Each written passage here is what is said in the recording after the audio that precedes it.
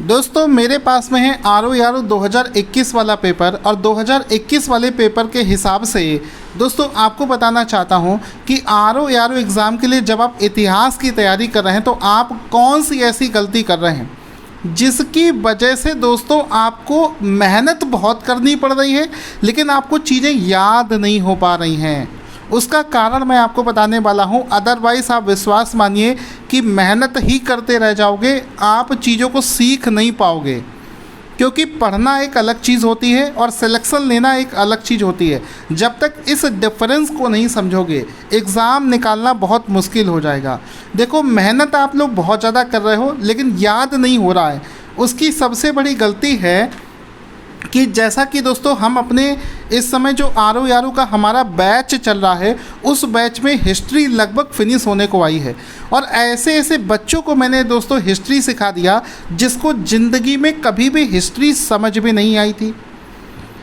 तो आप समझो मेरी बात को, इतिहास पढ़ने का आप जो गलती कर रहे हैं और सही तरीका क्या है आप उसको अपना कर देखो, आपको बहुत ज़्यादा डिफरेंस क्रिएट महसूस होगा। देखो, इतिहास पढ़ने का सही तरीका क्या है, मैंने जैसे कुछ टॉपिक्स को दोस्तों लिख रखा है।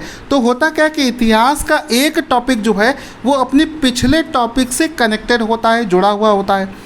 तो हमेशा जब इतिहास को पढ़ा जाता है तो एक तरफ से सभी टॉपिक्स को एक दूसरे से कोरिलेट करके जब आप पढ़ोगे, इस तरीके से जब आपका टीचर पढ़ाएगा, क्योंकि उसमें गलती आपकी नहीं है, आपको जो टीचर पढ़ा रहा होता है ये सब्जेक्ट, तो वो चीज़ों को एक दूसरे से जोड़कर जब तक एक कहानी बनाकर आपको सारी चीज़ों को नहीं बताएगा तब तक आप सीख ही नहीं सकते। एक बार दोस्तों मैं बता रहा हूँ कि एक बार मेरे मोबाइल एप्लीकेशन पर जाकर आप मेरी क्लासेस को देख लीजिए, विश्वास मानिए अगर मेरी हिस्ट्री आपने पढ़ ली तो आपको ज़िंदगी में दोबारा इतिहास पढ़ने की ज़रूरत नहीं पड़ेगी। आप ईयर भूल सकते हो लेकिन जो उसका थ्योरी का जो कॉन्सेप्ट है कि इस आंदोलन में क्या हुआ था या उस आंदोलन में क्या हुआ था, ये चीज़ आप कभी नहीं भूलोगे। एग्जाम्पल के तौर पर बताता हूँ कि जैसे पहला गोलमेज सम्मेलन हुआ, फिर दूसरा गोलमेज सम्मेलन हुआ, फिर तीसरा गोलमेज सम्मेलन हुआ, तो आप तो यही सोचेंगे कि पहला, दूसरा और तीसरा गोलमेज सम्मेलन हुआ। लेकिन आपको पता होना चाहिए कि इसका सही तरीका पढ़ने का है कि पहला गोलमेज सम्मेलन हुआ जिसमें गांधी जी ने पार्टिसिपेट नहीं किया था।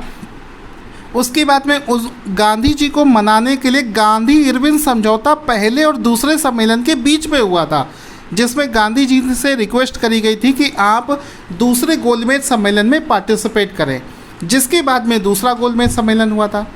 उसी प्रकार से मैंने यहाँ पर लिखा भी है कि दूसरे गोलमेज सम्मेलन के बाद में क्या हुआ था, कम्युनल अवार्ड आया और गांधी जी आमरण अनशन पर चले गए और फिर पूना पैक्ट हुआ। तो ये सारी जो घटनाएं हैं दोस्तों, इसको एक क्रम में जब आप थ्योरी कोरिलेट करके पढ़ोगे तो आपको हमेशा के लिए चीज़ें याद हो जाएंगी।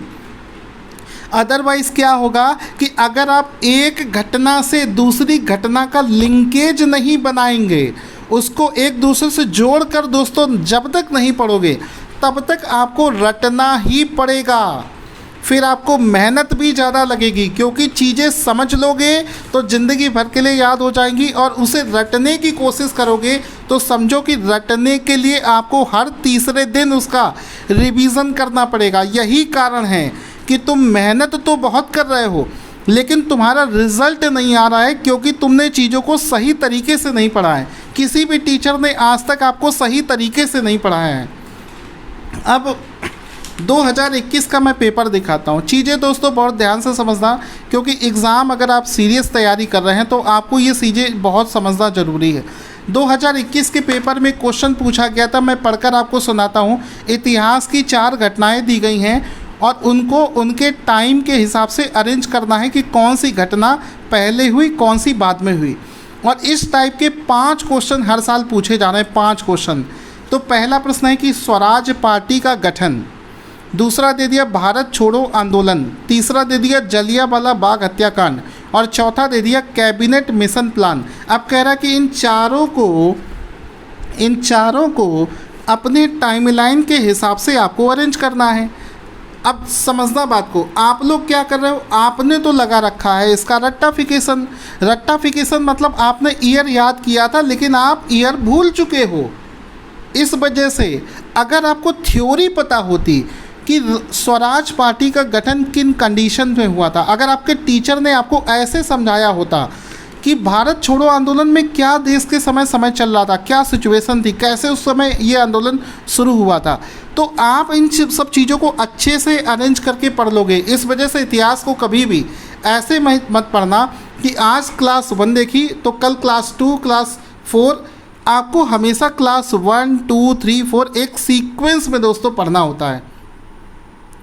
तो ये गलती दोस्तों बिल्कुल ना करना, और मैं समय समय पर आपको ये चीज़ बताता रहूँगा कि आप किस तरीके से तैयारी करो, सो दैट आप इस एग्ज़ाम को पहले ही अटेम्प्ट में क्वालिफाई कर पाओगे।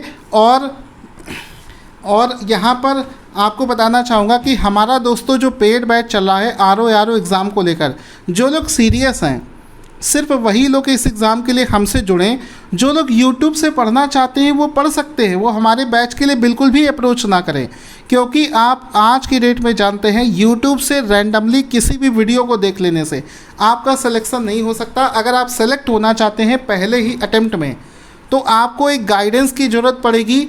और हमारे मोबाइल एप्लीकेशन पर RO एग्ज़ाम का पेड बैच चलाया जा रहा है। जिसको भी डेमो वीडियोस देखते हैं, हमारा मोबाइल एप्लीकेशन आप डाउनलोड करें, उसमें आपको डेमो वीडियोस भी मिल जाएंगे। मेरी दोस्तों आप सभी लोगों से बस यही रिक्वेस्ट है कि मैं नहीं चाहता कि कोई भी बच्चा मिसगाइडेड हो। बात दोस्तों पैसे की नहीं है, बात यहाँ पर है कि कोई भी बच्चा मिसगाइडेड ना हो, क्योंकि ऐसे ऐसे लोग YouTube पर दोस्तों आपको सजेशंस दे रहे हैं जिन्होंने ज़िंदगी में कभी कोई एग्ज़ाम नहीं दिया, कभी कोई एग्ज़ाम क्वालिफाई नहीं किया। दोस्तों आप जानते हैं कि मैं 13 गवर्नमेंट एग्ज़ाम के रिटर्न क्वालिफाई हूँ। इन सभी एग्ज़ामों को बहुत कम समय में मैंने क्वालिफाई किया है, तो मैं आपको एक अच्छा सजेशन दे सकता हूँ कि आपको किस रास्ते पर चलना है। बाकी डिसीज़न आपका है, आप तैयारी करें, और कोई भी दिक्कत आती है तो आप मुझे कॉल भी कर सकते हैं किसी भी समय। वंदे मातरम दोस्तों। RO हर हाल में हम लोग निकाल कर रहेंगे। जय हिंद।